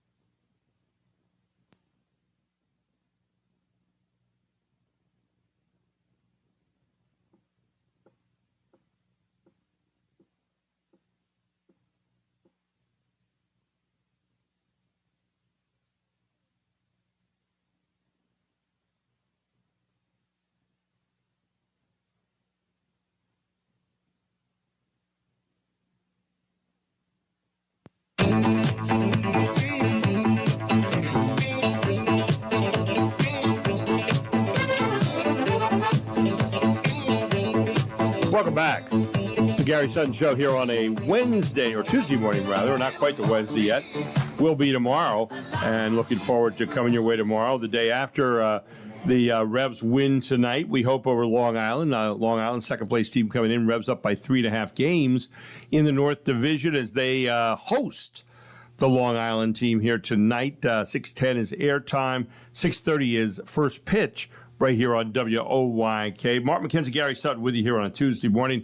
So glad you took time to join us today here on the main street of York in York County. And Mark, what else do we have? So apparently, country singer Zach Brown held a concert, was it last night, at Fenway Park in Boston, and apparently gave them, all the people who came to see him, a free Margaritaville cruise vacation. What? Yes. A free Margaritaville cruise vacation. Apparently, Fenway Park is his favorite venue to perform at, and this gift is a thank you present to the fans for all their support. How about that? It comes as he... I thought you were going to say give him a free Margaritaville T-shirt or something. Yes, yes. That would make some sense. But. The band performed their 15th consecutive sold-out show at Fenway this past weekend. The total value of the gift totaling more than $40 million. Good grief. What do you think of that? Well, I guess he's not hurting for records right now. Well, you know what? There are a lot of acts that make a lot of money, and that's a heck of a thank you. That'll go a long way, I think, to people thinking that. And it was just his birthday the other day. Wasn't that long ago? Yeah, I mean, come on. I mean, that's pretty good stuff there. So, Brazen Bran Day, National Chocolate Chip Cookie Day, National White Wine Day, National Night Out. Happy birthday to the U.S. Coast Guard. Right. I'm glad I'm not in Europe right now, by the way. Why is that? I was reading an article in the Wall Street Journal today about ships can't move, power plants are shutting down as the drought that they have in Europe, it's really apparently very bad, are sapping European rivers. They say a prolonged dry spell is posing a challenge to the region's already stressed economy. And they say Europe is enduring a punishingly dry summer with a lack of rain and sweltering temperatures, already stoking wildfires from Scotland to Greece. Now the lack of rain is reducing some stretches of the Danube and Rhine to mere trickles, threatening industry that has long relied on the mighty waterways. And they say the most vivid impacts are playing out on the Danube, where water levels have receded enough to expose old World War II era bombs and even older mammoth bones. They say lower water levels are making it impossible for some nuclear power plants to run their cooling systems. In Romania, where one of the two reactors at the Cernavoda power plant has been shut down, the military in recent days set off the explosives as part of a plan to divert more water to the plant from another channel of the river. So, I mean, to say that things are not going well right now in Europe because of the drought would be an understatement of the year. We'll see what happens with that, but one to keep your eye on right now in Europe. So, check this out. There, you know, there's this story when someone's telling a story, and you want them to get to the end quicker, right? Mm-hmm. What do you say? Hurry up. I've got lint to pick out of the dryer, please. No, most people say just. And your point is cut to the chase. Yes. Okay. Cut to the chase. Actually, the phrase comes from the silent movies. And the chase always came at the end. So when movies were, long love stories, that kind of thing, people would just say, could you just cut to the chase? Get to the good part, yeah. Yeah, cut to the chase. So there's that. Did you know that there are, and I was shocked at this, I mean, I've been around a while and I never heard this, but I guess it makes sense, that, astronauts on the Apollo missions, they wanted to bring back rock and soil, right? Sure. I mean, it was one of the reasons they were going there. Then be able to bring it back and examine it and test it and that kind of thing. So they wanted to reduce the weight of their shuttles when they were going to blast off and join the command center, which has been orbiting the moon. Yeah. So in order to do that, They had to leave something behind. Okay. And that was? 96 bags of vomit, poop, and pee. Yeah. Okay. Yeah, it's 96. Well, yeah. That's a lot. So, yeah. Thanks for that. Huh? And that was on the moon? That's on the moon. Yeah. Yes. Great to know. Yes. So can you imagine the next group that comes down and say, hey, look at those bags. There have been human beings here before. I wonder what's in them. Yeah. Yeah, good. And thanks. Couple more. Uh-huh. Did you know that the word quarantine actually comes from the Italian words for? I don't know. 40 days. 40 days. 40 days. It was they used that when they came into port, and they would quarantine a ship because they got over time they realized, people coming from other places might bring diseases, so they with bags of all that other stuff they left at the moon. Yeah. So they quarantined them, and that's where it came from. That's where the whole idea came from. On a cleaner note, we do want to remind you that this hour has been brought to you by YorkComputer.net, your flat rate managed IT services, 24/7 monitoring, cybersecurity, all taking place with a York-based company right here. Walt Oakwood, all the good people over there ready to help your small business and residential needs. And, with all the people trying to get into our digital world right now that we don't really need there with the scams and everything that's going on, it's good to know that someone is looking out for you. They're located right here at 2069 Carlisle Road, out in the Shiloh area of York. You can call them today at 717-739-9675. And it's not just about the managed IT services either. They have digital computer repair. They've got new and used computers for you right there. You can check them out today. Stop on by and see them at 2069 Carlisle Road in York, or give them a call at 717-739-9675. The only place that I use is York Computer because it feels good to have peace of mind. Find out about the plans they have monthly right now to help you out in that. Revolution on tonight, 6:10 here, airtime, 6:30 first pitch. It's National Night Out. Get out to one of the local places in your area and enjoy the night out and say thank you to a policeman and the first responders. Thanks so much for joining us today. Thanks to Mark. We'll see you tomorrow, all here on the Gary Sutton Show, where it is 9 o'clock.